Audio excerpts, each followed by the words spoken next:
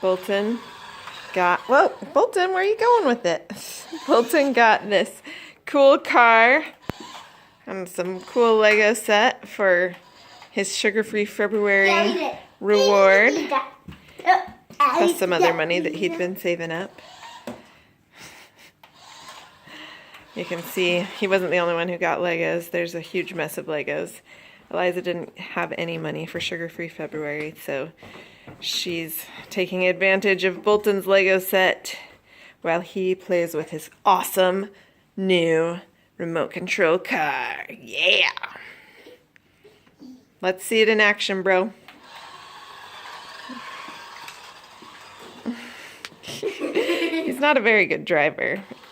He just is trying to park in that garage, I guess.